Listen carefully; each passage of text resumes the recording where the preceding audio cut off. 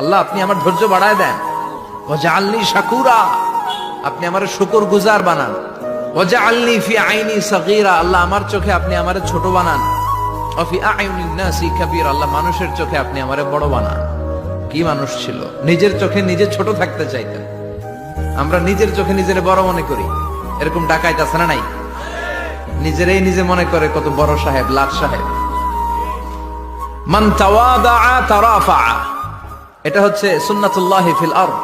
মান তাওয়াদাআ তারাফা, যে নিচে নেমে থাকতে চায় আল্লাহ ওরে টেনে উপরে উঠায়। আর যে খালি উঠতে চায়, হিংসা করে অহংকার করে উপরে ঠেলতে চায়, ওরে নিচে নামায় দেয় কে?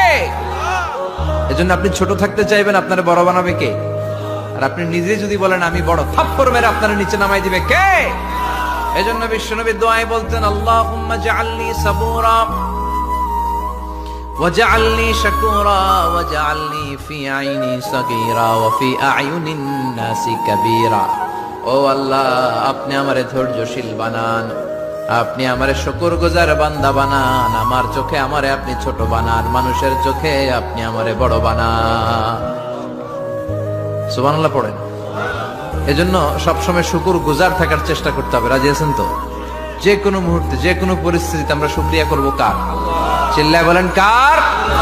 আমরা যেন বেশি বেশি আল্লাহ তাআলার শুকরিয়া আদায় করতে পারি। আল্লাহ তুমি তৌফিক দাও। সবাই পড়ি আমিন।